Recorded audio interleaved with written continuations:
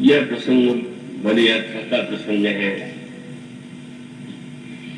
मानो हमारा जीवन परिपूर्णों से भरा हुआ होता है और कभी हमारा जो पथ है, हमारा मार्ग जो है,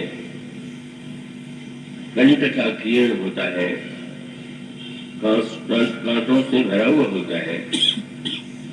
प्रभु अपने चरित्र के द्वारा हमें चलना सिखाते हैं और इसीलिए गोस्वामी जी ने कहा कि जिन लोगों ने इन तीनों पथिकों को वन पथ में चलते देखा,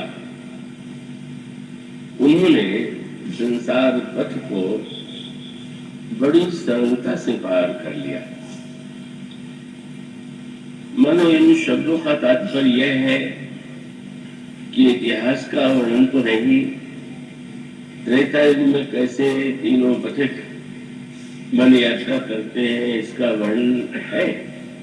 साथ साथ सदा सदा के लिए, हम सब के लिए यह प्रभु का जो वनगमन है, जो बदोही राम की झांकी है। दूल्हा तो सबका चित्त हरण करते ही है। जब श्री राम दूल्हा के वेश में सज्जित होते हैं तो उनको देख करके गोस्वामी जी ने कहे कि राज राज समाज वह कौशल राज किशोर श्यामल सुंदर गौर तन विश्व विलोचन चोर। उस समय तो दूल्हा राम के हाथ की मुद्रिका के लिए भी गोस्वामी जी कहते हैं कि मुदरी कर मुद्रिका चोरी चितले। प्रभु के दूल्हा रूप में उनके हाथों की, उनके कर कमलों में जो अंगुलियां हैं, उसकी मुद्रिका भी जीव के चित्त का हरण करती है। लेकिन ठीक उससे मिलती जुलती बात वन यात्रा के प्रसंग में कहते हैं। उन्होंने कहा कि भगवान श्री राम राजा के रूप में, दूल्हे के रूप में, जिस रूप में हो, बड़े आकर्षक प्रतीत होते हैं। यह प्रश्न हो सकता था कि कोई व्यक्ति जब कोई वस्तु से सुसज्जित होता है, उसके शरीर पर आभूषण होते हैं तो उसकी सुंदरता बढ़ जाती है, और शरीर पर वस्त्र और आभूषण न हो तो लगता है कि जैसे कुछ कमी है। तो स्वाभाविक यह प्रश्न था कि जब भगवान श्री राम ने रेशमी वस्त्र उतार करके बलकर वस्त्र पहन लिया, जब उन्होंने मुकुट को उतार करके जटाजूट ही अपने मस्तक पर रहने दिया, आभूषण कोई उनके श्री विग्रह में कहीं दिखाई नहीं देता, तब क्या राम उतने आकर्षक रहे होंगे जैसे दूल्हे के रूप में दिखाई दे रहे थे। और गोस्वामी जी ने कहा, कवितावली में एक वाक्य उन्होंने कहा कि सत्य तो यह है कि अधूरे जो व्यक्ति होते हैं उनकी कवि को वस्त्र और आभूषण ढक लेगा, और जो पूर्ण श्री राम है तो वस्त्र और आभूषण उनके सौंदर्य को छिपा रहा था, वो तो अधूरा नहीं। इसलिए गोस्वामी जी ने कविताली रामायण में दृष्टांत दिया। आपने देखा हो, वैसे तो ध्यान शायद नहीं जाता है कि कौओं का जो पंख है वो समय पा करके गिर जाता है, और फिर वो तोते का भी यही स्वभाव है, तोते के पंख भी गिरते हैं। लेकिन तोते के पंख गिरने के बाद फिर जब नए पंख निकलते हैं तो वह और भी सुंदर होते हैं। तो शायद कि जब श्री राम अयोध्या को छोड़ करके चले तो उन्हें एक ऐसा लगा, और वस्त्र और आभूषण जब उनके शरीर में श्री विग्रह में नहीं थे तब कैसा लग रहा था। तो कविताली रामायण में गोस्वामी जी कहते हैं, कीर के कागर जो नृप चीर शरीर लस्योतरी नीरजों खाई। किसी तालाब में आप गए हो तो पुराने तालाब में बहुधा जल जहाँ रुका हुआ है वहां जल के ऊपर काई आ जाती है, तो काई के कारण जल ढक जाता है, और यदि काई हटा दी जाए तो जल अपने स्वच्छ रूप में चमकने लगता है। ब्रह्म वस्त्र आभूषण तुम्हारो काई की तरह उनकी सुंदरता को छिपा रहे थे, वो हटते ही और भी सौंदर्य दिव्य रूप में सामने आ गया। और प्रभु के समक्ष का वो राज्य का परित्याग तो जैसे तोते अपने पंख छोड़ दें और नया पंख निकल आवे, इस प्रकार का दृश्य प्रतीत हो रहा। तो भगवान श्री राम दूल्हे के देश में चित्त चुरा ले, इसमें आश्चर्य नहीं।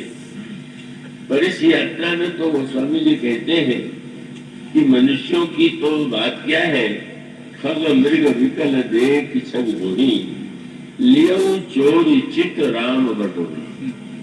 जो बटोरी राम है, पथ पर चलते हुए जो श्री राम है, का वो मनुष्यों का ही नहीं पशु और पक्षियों का भी चित्त चुरा लेते हैं। मानो श्री राम के लिए दूल्हा वेश की सज्जा और वनवासी वेश की यात्रा, उनमें अंतर इतना ही है कि यदि दूल्हा वेश में वे सबके लिए सुलभ नहीं थे, तो वनवासी के रूप में मनुष्य और मनुष्यों में भी कोल किरात वनवासी पशु और पक्षी उनका दर्शन करके धन्य होते।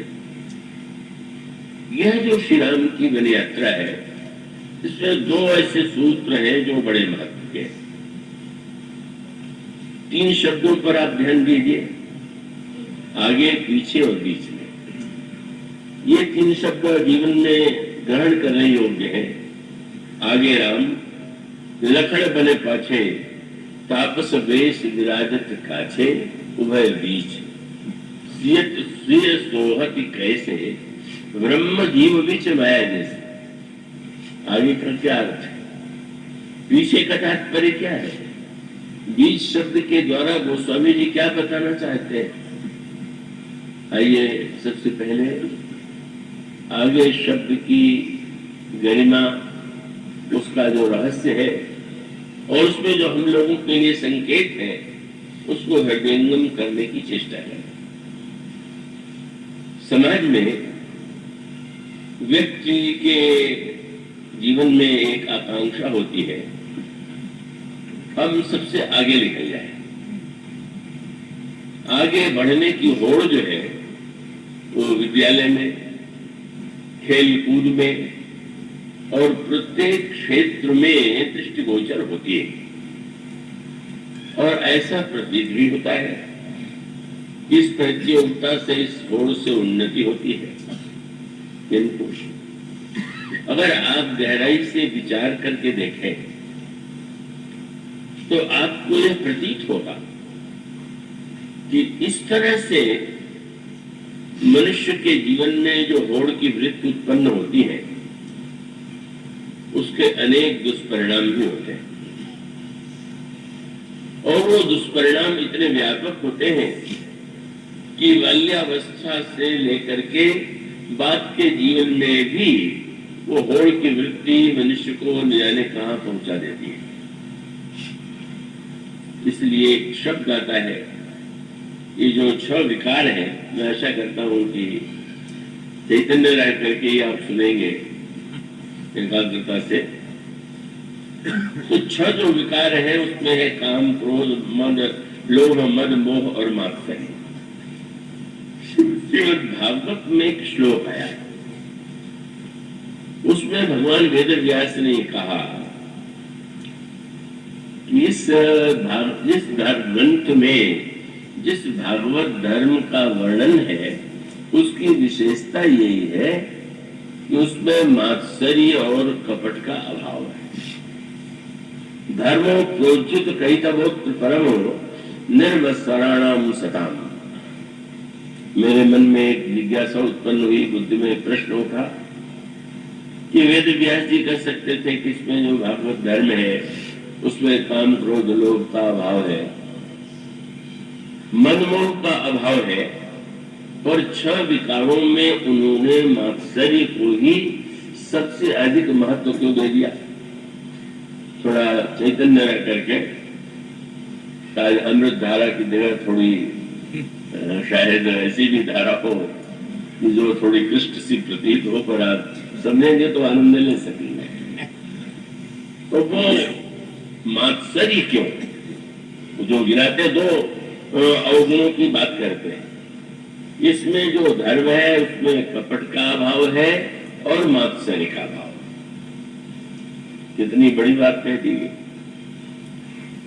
इसका अभिप्राय यह है कि ये मात्सर्य ऐसी वृत्ति है कि प्रारंभ में देखें तो लगता है कि मनुष्य को यह आगे बढ़ने की प्रेरणा देती है। इसका अर्थ यही तो हुआ। मात्सर्य का अर्थ आप सुन चुके होंगे, फिर से मैं दोहरा दूं कि जब हम कई व्यक्ति चल रहे हो तो एक व्यक्ति की गति तीव्र है और आगे जा रहा है, तो उसे आगे बढ़ते देख करके पीछे वाले व्यक्ति को बुरा लग रहा है और उसको ये लगता है कि मुझसे आगे बढ़ा जा रहा है। तो आगे बढ़े जाने की वृत्ति, आगे बढ़ते देख करके मनुष्य के हृदय में जो क्षोभ का जन्म होता है, उसी का नाम है मात्सर्य। अब यह जो मात्सर्य है मनुष्य को उत्साह देता है, पर मनुष्य को आगे बढ़ने की प्रेरणा देता है, मनुष्य को अधिक से अधिक कार्य करने की प्रेरणा देता है। किंतु भगवान वेदव्यास कहते हैं कि सच्चा जो धर्म होगा, अभी बेटी मंदाकिनी धर्म के विषय में ही कह रही थी, तो उस धर्म की जो विशेषता है वो ये है कि उसमें मात्सर्य का अभाव है। क्या तात्पर्य? मात्सर्य से भी धर्म में प्रेरणा मिलती है। और आज के जिन धर्म के विशाल रूपों की चर्चा की जा रही है, उसके मूल में भी अगर गहराई से विचार करके देखें तो श्रद्धा वृत्ति कम है, मात्सर्य की वृत्ति अधिक। गहराई से आप थोड़ा विचार करके देखिए। श्रद्धा बिना धर्म नहीं हुई, श्रद्धा प्रेरित धर्म वास्तविक धर्म, और मात्सर्य से भी धर्म होता है। पर मैं दृष्टांत यूं दिया करता हूं, ये जो ओलंपिक खेल होते हैं उसमें भी होड़ होती, पर होड़ के कुछ नियम, और उन नियमों में से एक नियम यह है कि कोई एक नशीली या शक्तिवर्धक दवा लेकर के आप होड़ में भाग न लें। उस खिलाड़ी में जो अपनी शक्ति है, क्षमता है, उसके द्वारा वो आगे बढ़ने की चेष्टा करें। पर कई बार ऐसा होता है, और हर ओलंपिक खेल में ऐसे खिलाड़ी होते हैं कि जो कोई न कोई औषधि लेते हैं और औषधि लेकर के वो सफल भी हो जाते हैं, और औषधि लेकर के सफल हो जाते हैं तब उनको जो स्वर्ण वर्ल्ड मेडल है वो भी मिल जाता है। लेकिन अगर सामने वाला खिलाड़ी यह चुनौती दे दे, या अन्य कोई व्यक्ति की इस व्यक्ति ने औषधि के प्रभाव से विजय पाई, तो विधिवत जांच होती है, और उसके अगर जांच में सिद्ध हो जाए कि दवा के प्रभाव से ये विजेता बना है, तो गोल्ड मेडल छीन लिया जाता है। इतना बढ़िया नियम, पर कैसी विडंबना है कि खेलों में तो ये नियम है कि नकली दवा के द्वारा आप आगे मत बढ़िए। ये मात्सर्य भी यही नकली दवा है। ये मात्सर्य की दवा लेकर के आप जो आगे बढ़े चले जा रहे हैं। तो पहली बार गया पंजाब, तो बड़ा हैरान हुआ मुझे। परंपरिया श्रद्धा से लोग अंतिम दिन पूजन या श्रद्धा निवेदन जैसा होता है करते हैं, पर जब मुझसे कहा गया कि उसमें घोषित किया जाएगा कि किस व्यक्ति ने कितना द्रव्य चढ़ाया है, तो मैं बड़ा संकोच में पड़ गया। ये क्या हुआ? कोई व्यक्ति अपनी श्रद्धा से जो भेंट कर रहा है, तो उसको माइक पर घोषित किया जाना चाहिए? तो उन्होंने कहा कि नहीं, आवश्यक। तो इसको सुन के दूसरों में जोश पैदा होगा, उसने इतना किया तो हम उतना गए। मैं सोचने लगा कि देखो, तो यही तो होड़ है। दान भी देना है तो होड़ में ज्यादा देंगे।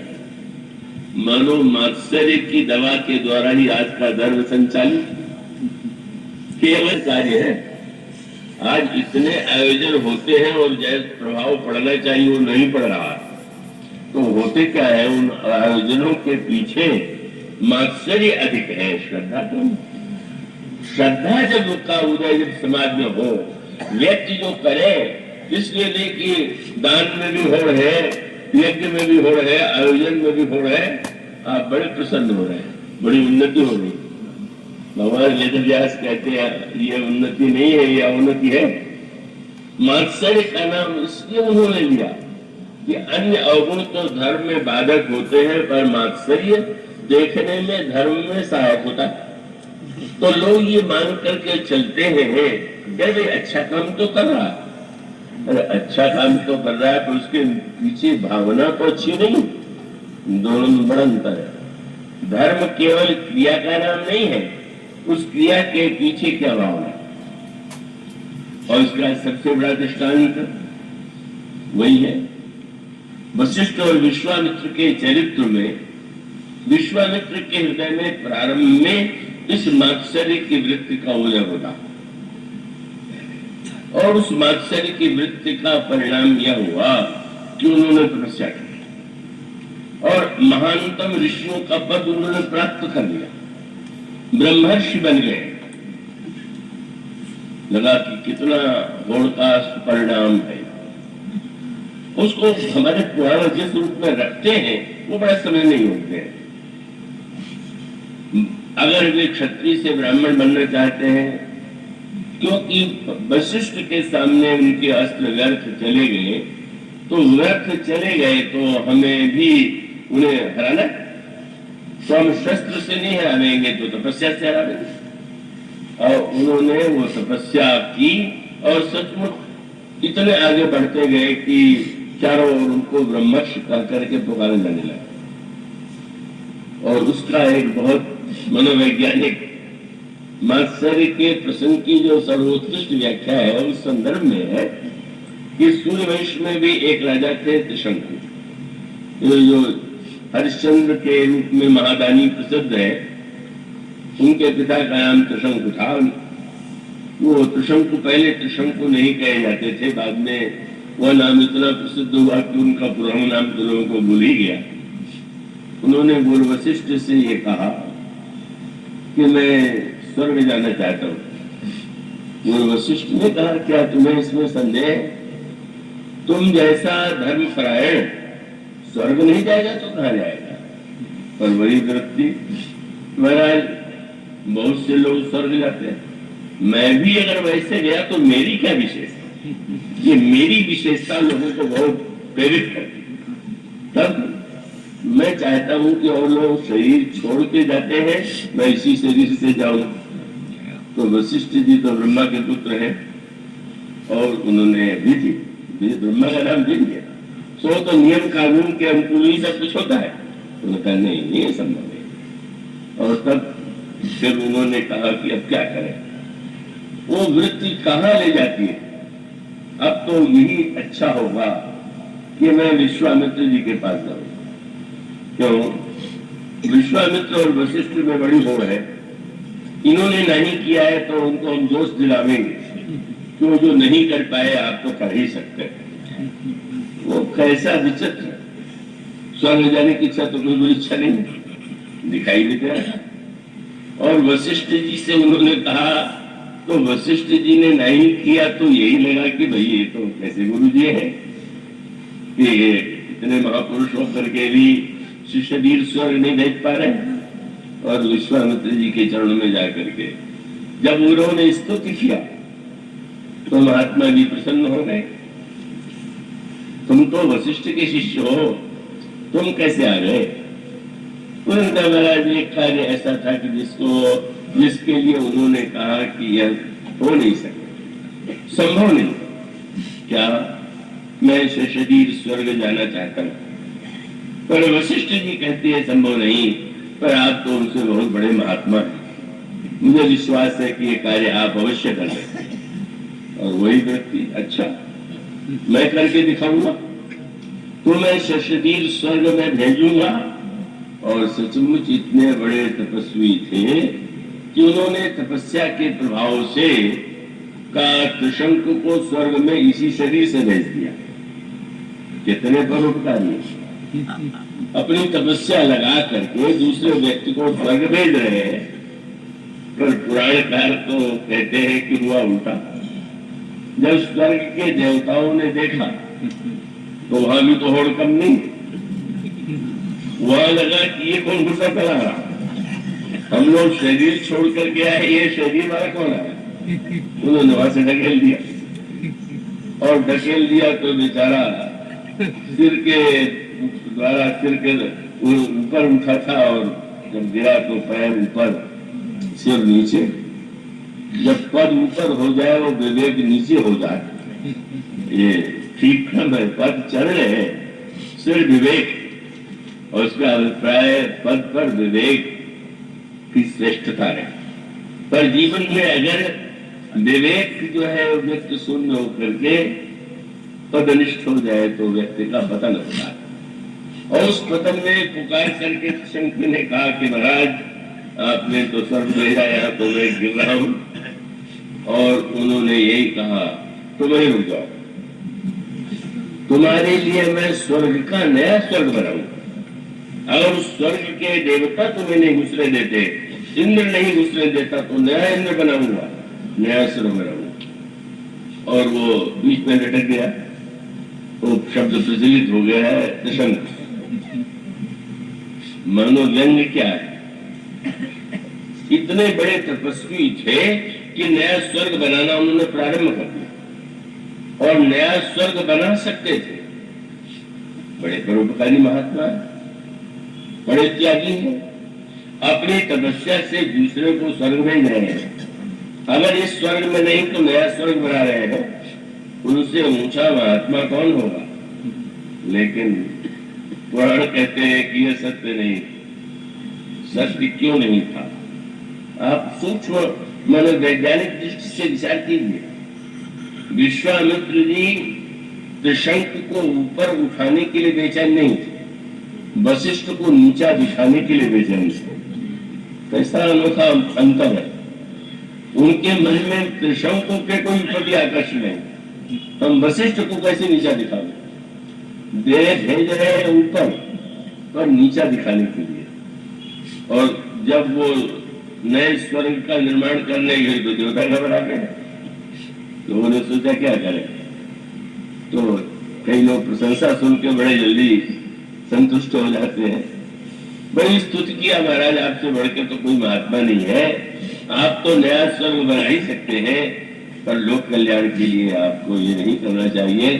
अरे एक व्यक्ति बीच में लटका आ गया तो क्या हुआ, आपकी महिमा तो सिद्ध ही हो गई। उन्होंने छुट्टी पा लिया, अच्छा लटका रहने दो। और वो बेचारा सिर के बल लटका हुआ और उससे आगे कथा बहुत बढ़िया क्या। वो अब जब नीचे मुंह के बल तो उसके मुंह से लार टपकने लगी। अब पुराण जो बात कहते हैं वो तो बड़ी हंसी की लगती है और क्या कल्पना लगती है। कहने लगे कुछ लार से एक नदी निकली और उसी नदी का नाम कर्मनाशा है। ये भूगोल में भी कर्मनाशा है। उत्तर प्रदेश और बिहार की सीमा पर बहने वाली एक नदी कर्मनाशा भी है। और उस कर्मनाशा के विषय में शास्त्रों ने कहा कि कर्मनाशा नदी का जल अगर कोई ग्रहण कर ले, पी ले, स्नान कर ले, छू ले तो उसके सारे पुण्य नष्ट हो जाएंगे। ऐसा लगता है नदी कोई ऐसी है कि जिसके जल में नहा ले तो सारा पुण्य नष्ट हो जाएगा। बस कथा के तत्व पर विचार कीजिए। कर्म की नदी दो है, कर्मनाशा, और कर्म की दूसरी नदी कौन है? कर्म कथा रविनंदिनी भरणी। यमुना जो है वो कर्म की नदी है, कर्मनाशा कर्मनाश की नदी है। यमुना में स्नान करने से पाप नष्ट होता है और कर्मनाशा में स्नान करने से पुण्य नष्ट होता है। कितनी गहरी बात कही है। कर्मनाशा अपवित्र क्यों है और यमुना पवित्र क्यों है?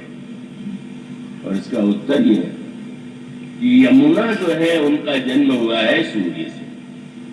भौगोलिक अर्थों में तो आप हिमालय में जाएंगे तो यमुनोत्री से यमुना निकलेगी और रामायण में बार बार उनको सूर्य नंदिनी कह करके परिचय दिया गया, कर्म कथा रवि नंदिनी वर्णी। और इसका अभिप्राय क्या है?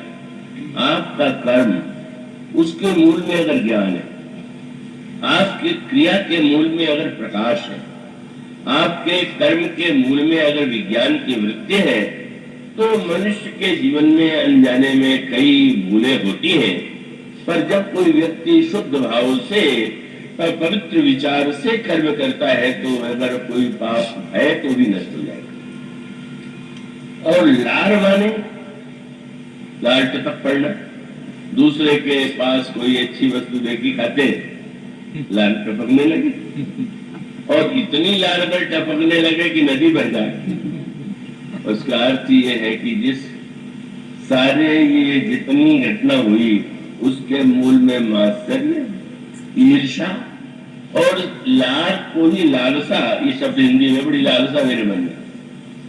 अगर आपके कर्म के मूल में केवल ईर्षा है, मात्सर्य है, आपके कर्म में अगर केवल इस प्रकार की वृत्ति है, तो आपने चाहे जितने सत्कर्म किए हो वो नष्ट हो जाए। ये बहुत मनोवैज्ञानिक और जीवन का सत्य है। और अधिक पुण्यात्मा जो दिखाई देते हैं, लगता है कर्मनाशा में नहाते होंगे, यमुना में नहीं नहाते होंगे, शरीर से नहीं, आप मन से कहाँ नहाते हैं?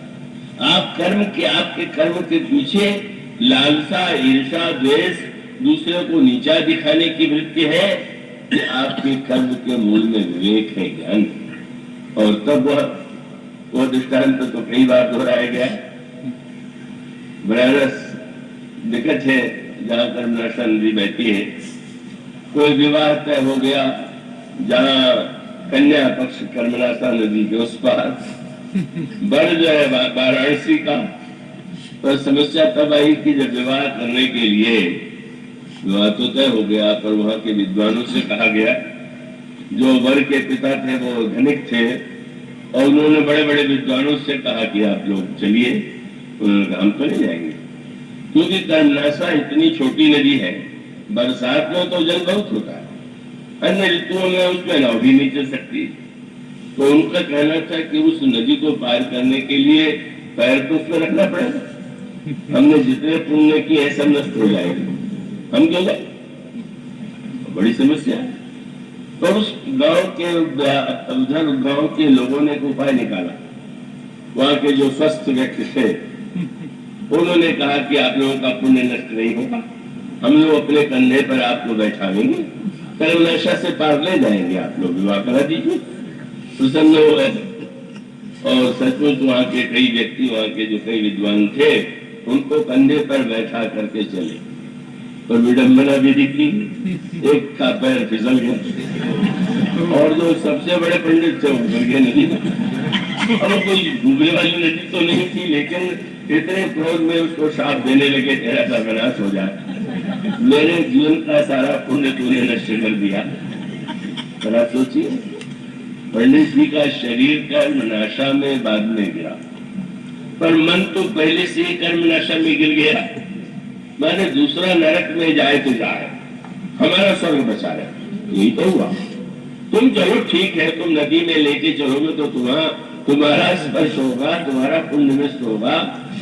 मानो सारे समाज में जिस धर्म को इतना ढिढोरा पीटा जा रहा है, बड़ा सत्य सत्य है, इसके मूल में यह मात्सर्य की वृत्ति है। ऐसे दिन मुझसे कहा कि यहाँ तो गोल्ड मेडल छीन लिया जाता है, पर यहाँ तो लोगों को गोल्ड मेडल पर मेडल मिलते चले आ रहे हैं, दौड़ में लोग बड़े बड़े कार्य कर रहे हैं और चारों ओर प्रशंसा मिल रही है।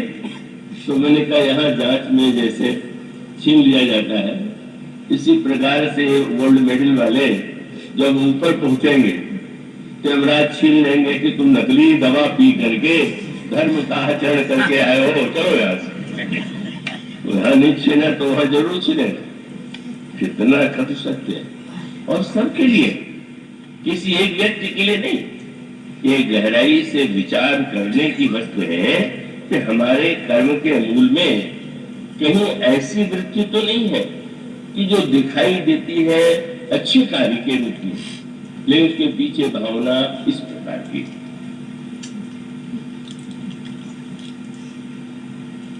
और तब मानो विश्वामित्र जी का जो स्वरूप आप रामचरित मानस में पाते हैं, क्योंकि उसकी क्या विशेषता है?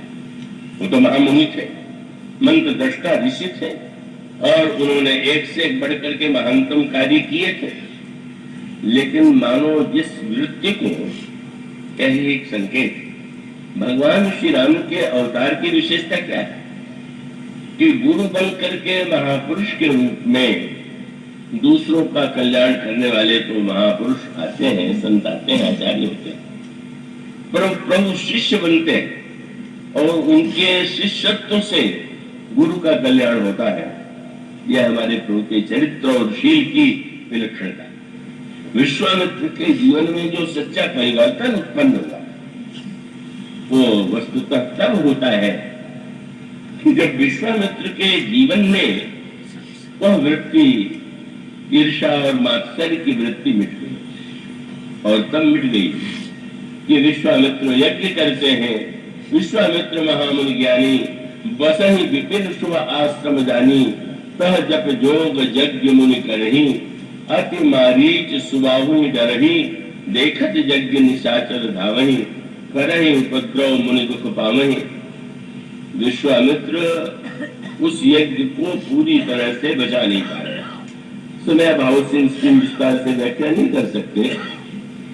और उसका अभिप्राय यह है कि श्रेष्ठ से श्रेष्ठ व्यक्ति भी, जिस यज्ञ की व्याख्या परसों बेटी मंदाकिनी ने की थी, उस यज्ञ के लिए विश्वामित्र को लगा कि मैं नहीं कर पाऊंगा। और तब उन्हें लगता है कि नहीं, यह कार्य तो जो दोष है, ये मात्सर्य, ईर्षा और उसके मूल में जो अहंकार है, क्या भाषण देने से नष्ट हो जाता है क्या? केवल जान लेते हैं, और जान लेना भी अच्छा।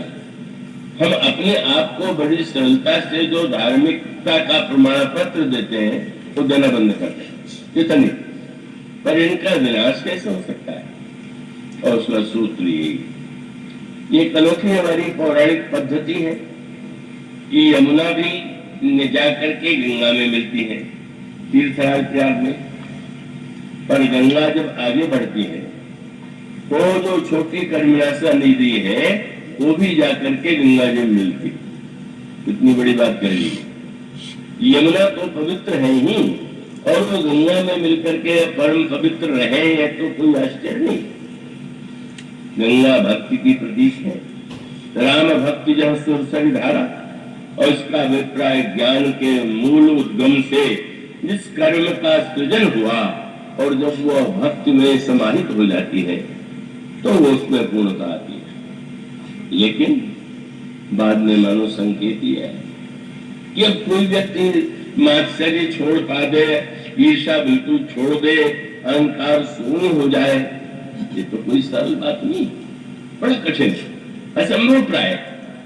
और तब जब यह बताया गया कि कर्मनाशा भी गंगा में ही मिलती है, और जब गंगा में मिलती है तो क्या उसके बाद कोई ये कहेगा क्या कि अब कर्मनाशा इसमें मिल गई तो जल अपवित्र हो गया? नहीं, कर्मनाशा का जल गंगा में जाकर के पवित्र हो जाता है। रामायण में वो आपको पंक्ति मिलेगी, कर्मनाश जल सुरसरी परई, देही को कहु शीस नहीं धरे।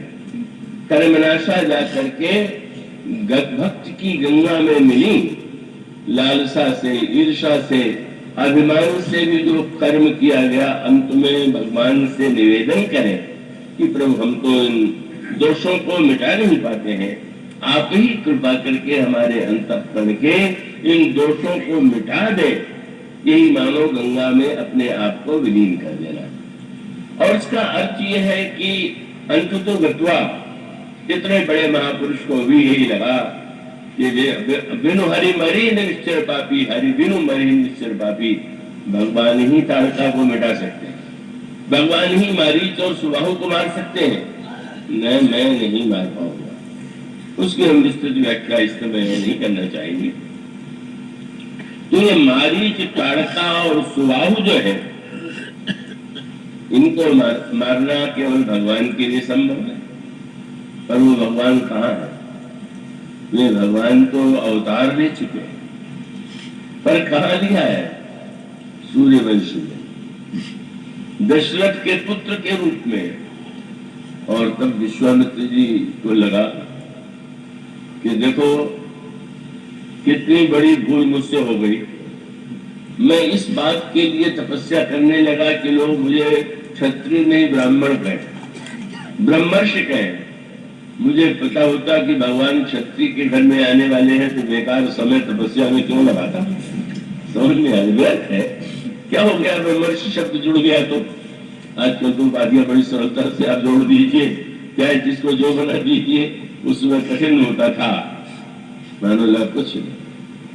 और तब यह भी पता चला कि भगवान ने क्षत्रिय कुल में ही जन्म नहीं लिया है, उन्होंने ऐसे क्षत्रिय के यहाँ जन्म लिया है जिनके गुरु वशिष्ठ है।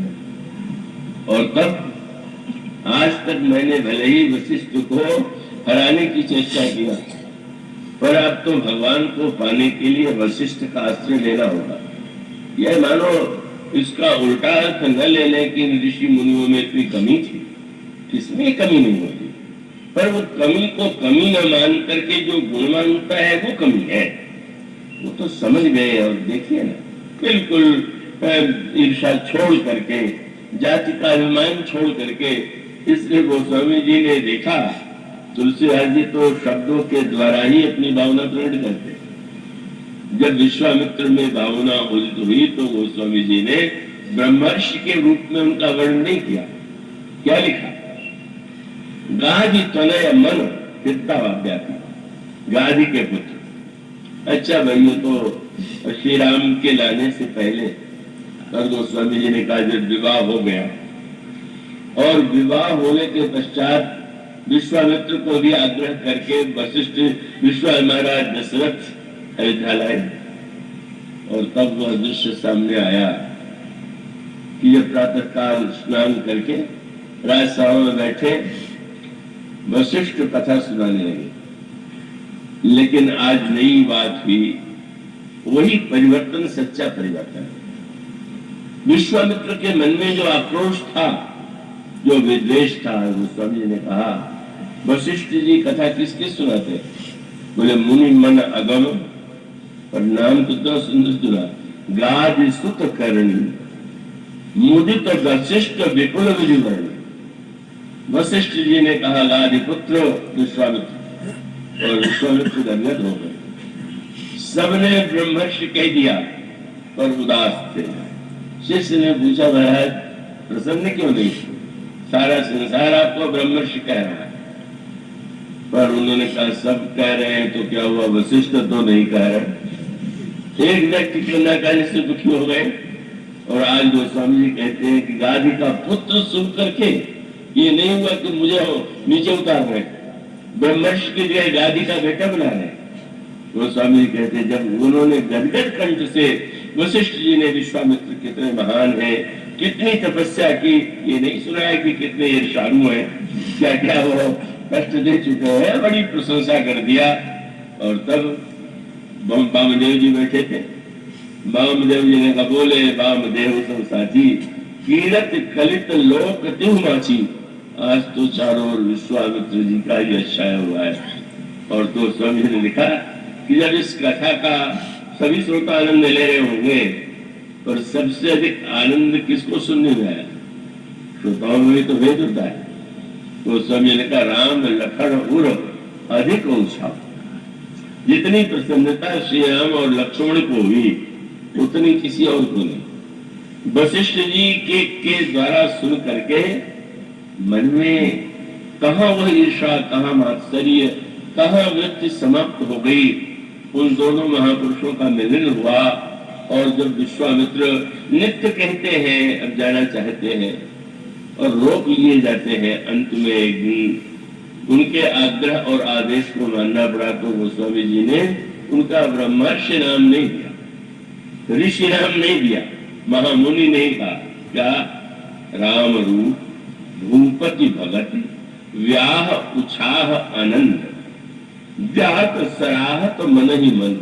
कौन? बोले मुदित गाधि कुल चंद्र। गाधि कुल के जो चंद्रमा है, गाधि के जो पुत्र है, वो प्रसन्न मन से लौट रहे। मानो उसका सूत्र वही। और इस सूत्र को जब आप इस दृष्टि से जोड़ करके देखें, आगे राम माने, अगर ये आगे बढ़ने की होड़ रहे और रहती ही है तो टकराहट होगी, और उस टकराहट में होड़ ही नहीं होती। एक बार एक धाविका थी, दूसरी धाविका तेज दौड़ रही थी तो धीरे से पैर छुला दिया, वो बस गिर पड़ी। ऐसे भी लोग होते हैं कि दौड़ने में सोचते अगर सफलता न मिले तो दूसरे को गिराने में तो सफलता मिले ही। जरा से धक्का दे दो धीरे से, तो पकड़ने वालों ने समझ लिया कि ये, और उसको दंडित होना पड़ा। तो मानुष का अभिप्राय यह है कि मनुष्य के जीवन की इस होड़ को मिटाने का उपाय क्या? और उसका उत्तर यही। अब इन चारों भाइयों को देख लीजिए, क्या कभी कोई मात्सर्य की वृत्ति दिखाई पड़ी? जीवन भर लक्ष्मण जी श्री राम के पीछे चलते रहे, क्या कभी उन्होंने सोचा कि भाई आगे क्यों चलते हैं? और उसकी बात आप भूल जाइए, जिस समय धनुष टूट गया, परशुराम जी श्री राम को धनुष सौंप करके चले गए और अयोध्या से दूत पत्र लेकर के आए, और उस पत्र को दशरथ जी सुनते हैं, बार बार पढ़ के आनंदित होते हैं। उसी समय भरत और शत्रुघ्न को समाचार मिला कि जनकपुर से राम और लक्ष्मण का पत्र आया। श्री भरत और शत्रुघ्न दौड़े जाते हैं और बड़े प्रेम से दशरथ जी से पूछते हैं, तात कहाँ से पाती आई? पिताजी ये तो बताइए कि पत्र कहाँ से आया? प्रश्न क्या? बोले कुशल प्राण प्रिय बंधु दो अहि कहो के ही देश। हमारे दोनों प्राण प्रिय बंधु जो है कहाँ है? कुशल से तो है, कुशल प्राण प्रिय बंधु दो अहि कहो के देश। सुन स्नेह साने बचन बांची बहुरी नरेश। दशरथ जी ने पढ़ करके पत्र जो सुनाया, वो स्वामी ने लिखा, सुन पाती पुल के दो भ्राता। दोनों भाई इतने पुलकित हो गए, आनंद में निमग्न हो गए। सोचिए, साधारणतया अगर श्री भरत जैसी या शत्रुघ्न जैसी वृत्ति न होती तो यह तो भरत जी के मन में आना चाहिए लौकिक अर्थों में कि क्या बतावे, राम जी लक्ष्मण को ले गए, मैं चला गया होता तो मेरा भी तो नाम हो जाता। लक्ष्मण का इतना नाम होगा और मुझे तो किसी ने जाने नहीं। यह शत्रुघ्न, आप सोचे यार, शत्रुघ्न जीवन भर नहीं बोले, क्या उनको ईर्ष्या नहीं होनी चाहिए कि हमारे तीनों भाई इतने बड़े वक्ता है और हम चुप है तो लोग क्या समझेंगे? मानो ये जो चारों भाइयों का जो परस्पर प्रेम है, इसी को स्वामी जी कहते हैं अवलोकन बोलन मिलन प्रीति परस्पर हास भाय फल चहु बंधु की जल माधुरी सुहास। जैसे सुगंधित जल हो, शीतल जल हो, मीठा जल हो और उसको पी करके तृप्त होती है, इसी प्रकार से इतने प्रसन्न हुए। कितनी अद्भुत अनोखी वृत्ति है। मानो कहीं किसी के मन में, श्री भरत के मन में, शत्रुघ्न के मन में मात्सर्य वृत्ति का तो प्रश्न ही नहीं। वहां तो सबका लक्ष्य ये है, अरे हमारे प्रभु श्री राम ने, भैया राम ने ऐसा कार्य किया, वाह हम धन्य हो गए। यह जो वृत्ति भरत की है, यही धर्म की सच्ची वृत्ति। भरत यदि मूर्तिमान धर्म है तो कितने कर गए। और इतना ही नहीं, इन भाइयों का परस्पर जो व्यवहार है वो बताता है कितना उच्च स्तर पर है। मन में एक दिन श्री भरत के विषय में प्रभु लक्ष्मण से चर्चा करते, और चर्चा करते हुए उन्होंने ये कहा कि लक्ष्मण मैं तुम्हारी शपथ ले रहा हूं, पिताजी की आन ले रहा हूं। क्या क्या कहने के लिए? अगर ये कहते कि लक्ष्मण तुम जैसा त्यागी कौन होगा, तुम जैसा सेवक कौन होगा? न भगवान राम कहते हैं लखन तुम्हार शपथ पितु आना सुचि सुबंधु नहीं भरत समान। शपथ लेता हूं कि भरत के समान अच्छा भाई कोई नहीं। आज के युग में अगर एक भाई दूसरे भाई की तुलना करके ऐसा कह दे कितना तिल मिला जाएगा। भरत जी को, लक्ष्मण जी को क्रोध आ जाना चाहिए। भरत दूर बैठे हुए हैं और मैं सब कुछ छोड़ करके सेवा कर रहा हूं और ये कह रहे हैं कि भरत जैसा कोई भाई नहीं हुआ। पर प्रभु के कहने में लक्ष्मण के प्रति कितना भरोसा है और लक्ष्मण का हृदय कितना विशाल है। इसको सुन करके उनको कष्ट हुआ क्या।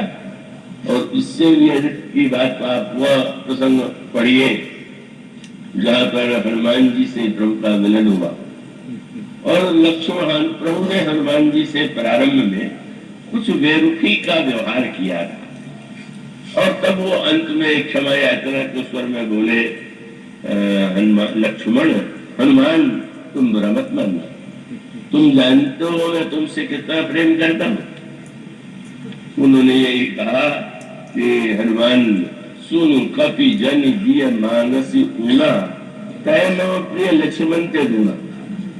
तुम तो लक्ष्मण से दूने प्यारे हो। अभी 1 घंटे का परिचय नहीं हुआ। 14 वर्ष से जो साथ में है, बाल्यावस्था से जो सेवा कर रहा है, दूसरे को दूना बनाए दे रहे। लक्ष्मण के स्थान पर दूसरा होता तो कहता दूने के साथ रहिए मैं जा रहा हूं। लेकिन धन्य है प्रभु, धन्य है भरत, धन्य है लक्ष्मण, धन्य है हनुमान जी। हनुमान जी कोई लाभ थोड़ी हो गया कि मैं इनसे दूना। प्रभु ने पूछा दूना का अर्थ, बोले दूना का अर्थ यही है कि आप तो वचन रचना में बड़े कुशल है। जब कोई व्यक्ति किसी को प्रिय बताना चाहता है तो प्राण प्रिय कहता है। तो आप भी कह सकते थे कि हनुमान तुम मुझे प्राण प्रिय, पर आपने तो नहीं कहा। आपने कहा कि लक्ष्मण से प्रिय हो, तो मैं समझ गया कि लक्ष्मण आपके प्राण हैं। आप इसके बहाने से बताना चाहते हैं कि लक्ष्मण आपके प्राण है।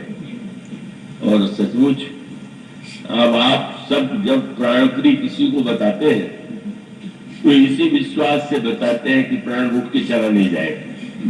अगर प्राण जाना शुरू कर दो कि अब आपका प्राण प्रिय कोई दूसरा आ गया तो हम जा रहे हैं, तो लोग पहले बंद कर देते। मानो कैसा विश्वास है। हनुमान जी कहते हैं लक्ष्मण तो आपके प्राण है और आप उनके सामने कह करके उनके प्रति कितना प्रेम करते हैं। और उधर भरत जी से पूछा गया सारे भाइयों में सर्वश्रेष्ठ कौन, तो भरत जी भुजा उठा के कहते हैं लालन जोग लखन लघु लोने धेन भाई अस अहिन होने। लक्ष्मण जैसा भाई न तो विश्व के इतिहास में हुआ है और न तो होगा। मानो श्री राम का जो चरित्र है, यह श्री राम का जो आगे चलना है उसका तत्व यह है।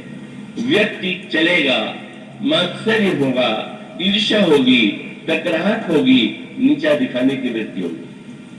पर एक बार अपने जीवन में यह निश्चय कर लें कि हम सबके जीवन में आगे श्री राम। बस सारा खेल तो आगे और पीछे का।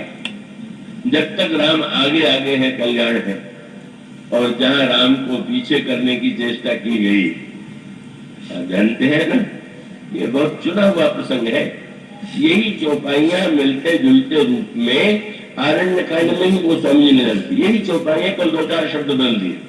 वहां पर भी आगे राम लखन पुनि पाछे, तापस बेस बने अति खाचे, उभय बीच श्री सोहई कैसी, ब्रह्म जीव बिचवाया जैसे। वो उपमा जो है बिल्कुल एक जैसी। क्या कहना चाहते थे, चित्रकूट तक अयोध्या से चले तो भी प्रभु आगे, लक्ष्मण जी पीछे। और आगे जब श्री राम होते हैं तो कहा व्यक्ति की चिंता की अपेक्षा कहा। जिस समय सुमंत जी ने प्रभु श्री रामभद्र से कहिए कहा कि पिताजी ने आपके यह कहा है कि अगर राम और लक्ष्मण न लौटे तो मेरी पुत्र वधू को आप लौटा ले आइए।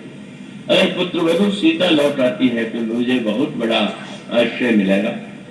कितनी कोमल है मेरी पुत्र वधू, कितना श्रम, कितना भ्रम, कितना दुख जंगल में हो सकता है, उस समय सीता जी ने सुमंती से कहा कि पिताजी आप तो पिता के तुल्य है, आप कह दीजिएगा कि नहीं मग श्रम भ्रम दुख मन मोहे, ये शब्द है। न मुझे कहीं श्रम होगा, न भ्रम होगा, न तो दुख होगा। और जीवन पथ में यही तीन समस्या आती। कहीं भी आप चल रहे हो तो चलने में श्रम आएगा, थकेंगे, और अगर बहुत देर चलने के बाद भी न पहुंचे तो भ्रम हो जाता है कि हम सही रास्ते पर जा भी रहे हैं कि गलत रास्ते पर जा रहे हैं। और ये लगने लगे कि हम उल्टे चले आए तो कितना दुख होगा। ये साधारण यात्राओं की समस्या ये है। मैं शिवद जा रहा था रात्रि के समय प्रयाग से। अब वो एक स्थान पर दो अंधेरा था, मुड़ रहा था वह मार्ग। मैंने ड्राइवर से कहा कि पता लगा लो किधर से अयोध्या जाने का मार्ग है। उसको इतना अभिमान था अपनी बुद्धि का, मैं क्या पूछूं, क्या मैं पहली बार जा रहा हूं, मैं अच्छी तरह जानता हूं, मैं नहीं पूछ। और फिर जो कई घंटे चक्कर कटाए वो गलत रास्ते पे चला गया। और जब चलते जा रहे अयोध्या नहीं आ रही तो हुआ भैया अयोध्या कितनी दूर है, तो वहां व्यक्ति ने बताया कि आप तो उल्टे चले आए। हमने कहा धन्य हो, तुमको पूछने में संकोच लग गया। हमारे प्रभु तो संकोच करते ही नहीं है, और पूछ लेते हैं कौन सा मार्ग ठीक है। और एक स्थान पर तो भगवान राम बैठ गए वट की छाया में। सीता जी पास में है, गांव की स्त्री आ गई और सब चलने के लिए बड़ी चतुराई, बोलना सब नहीं जानते।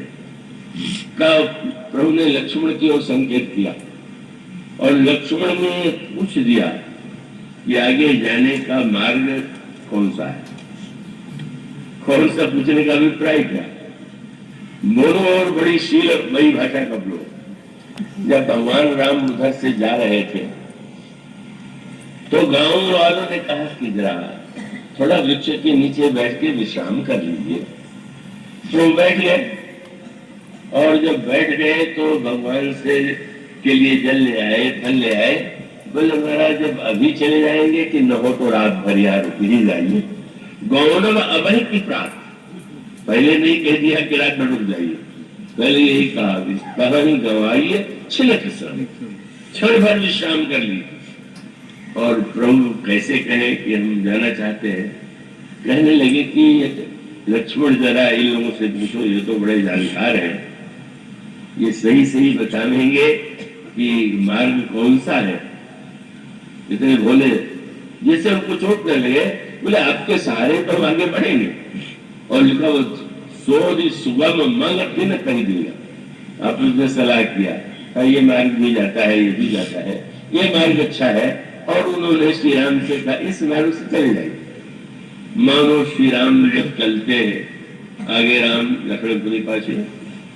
और आरण्य कांड में तुलसीदास जी ने लिखा तो आगे राम, पर विपत्ति की लीला कब प्रारंभ हुई, संकट की लीला कब प्रारंभ हुई। अभी तो आगे राम थे और पीछे लक्ष्मण थे, बीच में माया थी।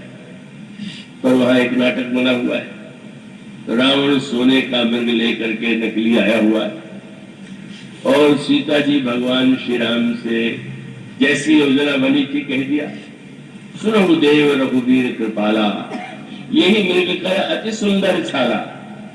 सत्य संत प्रभु बध कर यही आनहु चर्म कहते वैदे।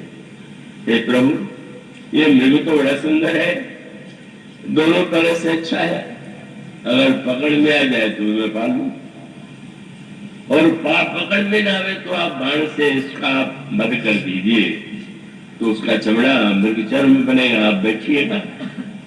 एक लीला है, मानो संकेत है। इसकी गाथा बड़ी अनोखी। रावण कौन बना था? जो प्रताप भानु पूर्व जन्म थे। और प्रताप भानु रावण कब बना? जब वो एक नकली माया मृग के पीछे भागा। कालकेश राक्षस जो था शूकर के रूप में वन में दिखाई पड़ा, उसके पीछे भागा। यह कालकेश, यह शूकर लोभ का प्रतीक है। लोभ के पीछे जब व्यक्ति भागता है तो वन में भटकता है, कपट मुनि से ठगा जाता है और अंततो गत्वा यह प्रताप भानु राजा जो है लोभ के पीछे भागा और भाग करके कपट मुनि से मिल करके अंत में राक्षस बनने के लिए राक्षसत्व की दिशा में चला गया। मानव संकेत क्या है? जो लोभ के पीछे भागेगा ये सबसे कठिन वस्तु है। इसलिए गोस्वामी जी ने बहुत बढ़िया व्यंग्य किया। बोले काम तो बात और क्रोध पित्त है और लोभ जो है वो कफ है। तो लोभ को कफ बताने के पीछे व्यंग्य है कि जब कभी बहुत सूख जाता है जो काम तो जकड़ जाती है छाती कफ से और तब किसी को प्रसन्नता थोड़ी होती है कि वाह मेरी छाती में कफ जकड़ा हुआ। प्रसन्न होता है कि रे प्राण कहे तो सांस लेना कठिन है, तब बोले इसको ढीला करो और निकालो। इसी प्रकार से लोभ से जब आपका हृदय जकड़े तो बाहर निकालने के लिए चेष्टा कीजिए दान दे करके, नहीं तो ऐसी छाती जकड़ेगी कि सांस लेना कठिन हो जाएगा। मानो व्यंग को स्वामी जी कहते दान उसको ढीला करना है। अरे भाई कहां तक लोभ करोगे जीवन में? लोभ के पीछे भागा तो दशा हुआ। भगवान राम ने सीता जी से कहा कि तुम अपने नाटक के द्वारा लोगों को बताना है और तब सूत्र यही आता है कि मृग को देखते जब सीता जी ने कहा मृग बड़ा सुंदर है तो प्रभु चाहते तो वाणी से तुरंत मार देते, लेकिन प्रभु हंसे, कमर में पेटा कस लिया और जब मृग के पीछे चले आगे चलने वाला जो भी पीछे चला गोस्वामी जी ने तुरंत कहा ये राम कौन है? बोले निगम ने शिव अंत न पावा माया मृग पीछे स्वभाव। आज माया के आगे चलने वाला ब्रह्म माया मृग के पीछे दौड़ा। सूत्र क्या है? अब आप दौड़िएगा तो और बनना पड़ेगा और भगवान को माया मृग के पीछे भगा दीजिएगा, वो तो हम लोग दिन रात करते रहते हैं, कोई न कोई मांग ही तो करते रहते हैं। और उस माया मृग के पीछे अगर भगवान के पीछे जहाँ ईश्वर जीवन में हुआ तो अंत में तो कल्याण होता ही है, लेकिन कितना कष्ट कितनी विपत्ति किस तरह लंका में बंधनी बनना पड़ा उसका मानो अभिप्राय है। इस जीवन पथ पर ईश्वर को आगे करके चलिए, अहंकार को आगे करके नहीं, लोभ को आगे करके नहीं, मात्सर्य की प्रेरणा से नहीं। अगर हमारे जीवन में आगे राम है तो हम पूर्ण सुरक्षित है।